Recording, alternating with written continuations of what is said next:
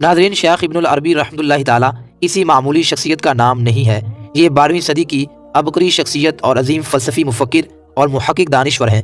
आलम इस्लाम की तारीख़ के चंद अहम दानिश्वरान, मुफ़क्किरीन, फ़लसफ़ियों और सूफिया में से एक शेख इब्नुल अरबी रहमतुल्लाहि ताला हैं। तकरीबन 500 किताबों के मुसन्निफ़ हैं। इनकी सबसे मशहूर किताब अल-फतूहातुल मक्किया है, जिसके 560 अबवाब और 4000 सफ़हात हैं। शेख इब्नुल अरबी रहमतुल्लाहि ताला को सूफिया ने शेखुल अकबर का लक़ब दे रखा है और आज तक ये लक़ब किसी और को नहीं मिल सका है। शेख इब्नुल अरबी रहमतुल्लाहि ताला का पूरा नाम मुहियुद्दीन मुहम्मद इब्नुल अरबी अल उंदलसी है। उंदलस के शहर मोरेसिया में 1165 ईस्वी में आप रहमतुल्लाहि ताला की विलादत हुई। आप रहमतुल्लाहि ताला के वालिद मोहतरम अरबी नस्ल थे और उंदलस में आकर उन्होंने रिहाइश इख्तियार कर रखी थी। कहा जाता है कि आप हातिम ताई की नस्ल से हैं। जिस वक्त आप रहमतुल्लाहि ताला की पैदाइश हुई, उस वक्त उंदलस में खाना जंगी का माहौल था और कोई मुस्तहकम हुकूमत नहीं थी। उंदलस के सूबा अशबेला के हाकिम के यहाँ आपके वालिद मोहतरम का असर रसूख था और दरबार में आना जाना आपका लगा हुआ था। आम बच्चों की तरह आप रहमतुल्लाहि ताला ने भी तालीम और तरबियत पाई और जवानी की दहलीज पर कदम रख दिया। लेकिन उस दरमियान एक ऐसा वाक़या पेश आया जिसने आप रहमतुल्लाहि ताला की पूरी ज़िंदगी को बदल दिया। वाक़या कुछ यूँ है कि एक मजलिस लगी थी, शराब का दौर चल रहा था।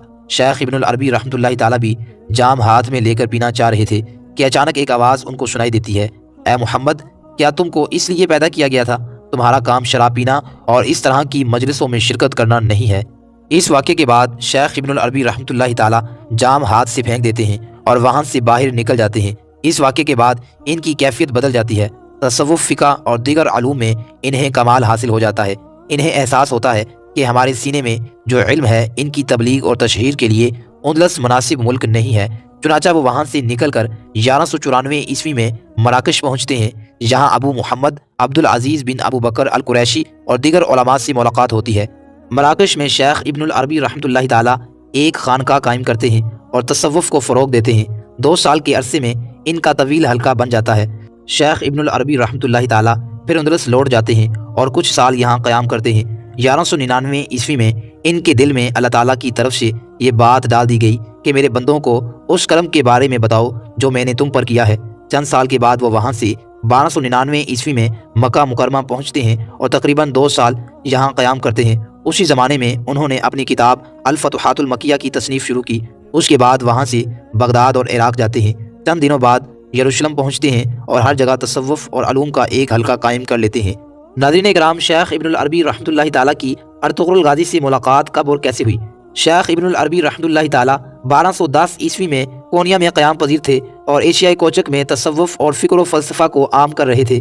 उस दरमियान शेख इब्नुल अरबी रहमतुल्लाहि ताला का दमिश्क, हल्ब, बगदाद, मक्का मुकरमा और यरूशलेम मुस्तक़बिल आना जाना लगा हुआ था। उसी दौर में अनातोलिया की सरजमीन पर अर्तुग़रुल गाज़ी की सरगर्मियाँ भी शुरू हो गई थी। शेख इब्नुल अरबी रहमतुल्लाहि ताला जिस ज़माने में ये सारे सफ़र कर रहे थे, उसी ज़माने में काई कबीले के सरदार अर्तुग़रुल गाज़ी भी सलेबियों और मंगोलों से लड़ रहे थे। अर्तुग़रुल गाज़ी की तारीख़ी विलादत 1190 ईस्वी है, जबकि शेख इब्नुल अरबी रहमतुल्लाहि ताला की विलादत 1165 ईस्वी है। इब्नुल अरबी रहमतुल्लाहि ताला उंदलस से तकरीबन 1200 ईस्वी के बाद आते हैं। उधर 1210 ईस्वी के बाद अर्तुग़रुल गाज़ी की सरगर्मियाँ शुरू होती हैं और शेख इब्नुल अरबी रहमतुल्लाहि ताला भी उस ज़माने में मशरकी ममालिक में मौजूद होते हैं। इसलिए तारीख़ी हकीकत यही है कि इब्नुल अरबी और अर्तुग़रुल गाज़ी का ज़माना एक है। शेख इब्नुल अरबी रहमतुल्लाहि ताला की वफ़ात 1240 में हुई है और तकरीबन 1220 से 1240 का ज़माना ही अर्तुग़रुल गाज़ी के शबाब का है, जिसमें वो अपनी मुजाहिदाना सरगर्मियों का जौहर दिखाते हैं, मुसलमानों को मुत्तहिद करने की कोशिश करते हैं और एक अजीम इस्लामी सल्तनत का ख्वाब देखते हैं।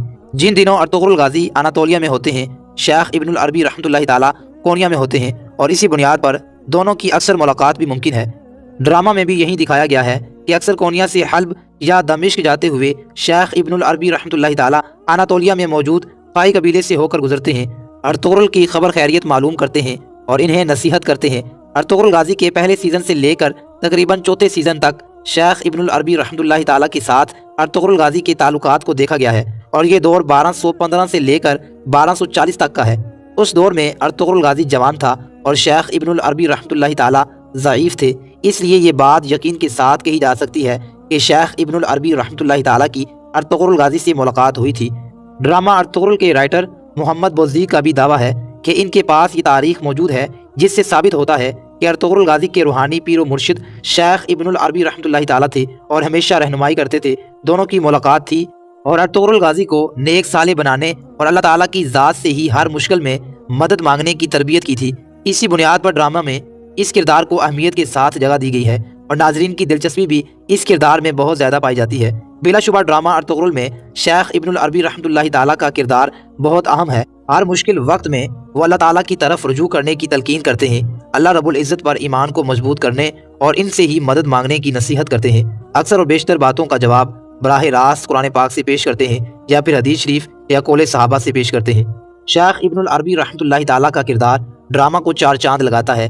یہ کردار جس اداکار نے ادا کیا ہے ان کا نام عثمان سرگود ہے۔ ترک کے مشہور اداکاروں میں سے ایک ہیں۔ یہ 20 فلم اور ڈرامہ میں کام کر چکے ہیں۔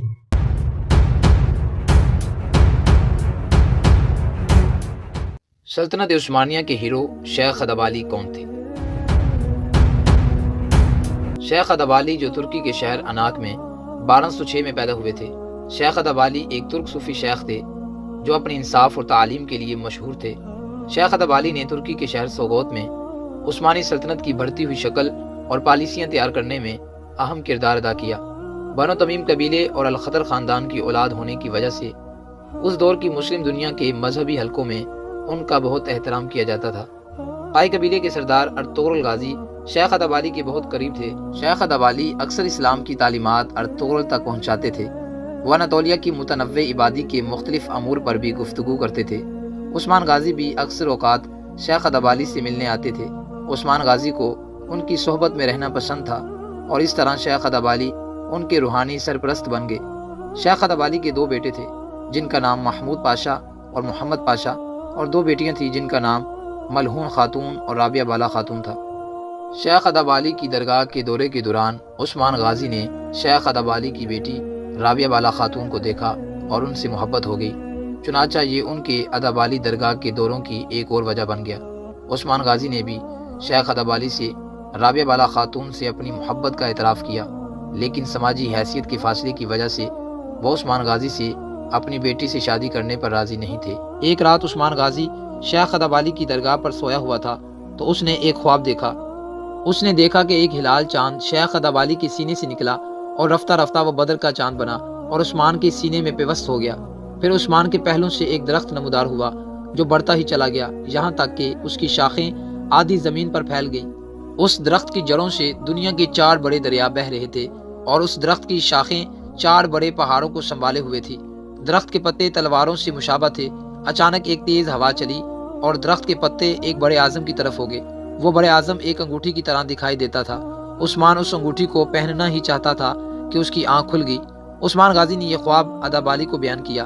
خواب سننے کے بعد شیخ ادبالی نے فوراً اپنی بیٹی کا نکاح عثمان غازی سے کر دیا۔ اب یہاں تاریخ میں پھر سے اختلاف پیدا ہوتا ہے۔ کچھ کے مطابق شیخ ادبالی کی بیٹی مال خاتون ہی تھی اور انہی سے اورخان پیدا ہوا۔ کچھ کے مطابق وہ عثمان کی دوسری بیوی رابعہ بالا خاتون تھی جن سے ان کا دوسرا بیٹا علاؤ الدین پیدا ہوا، اور مال خاتون کے والد عمر صاحب تھے۔ بہرحال اس خواب سے سبھی متفق ہیں۔ یہ خواب عثمان ڈریم کے نام سے جانا جاتا ہے جو خدا کی طرف سے سلطنت عثمانیہ کا خدائی اشارہ تھا۔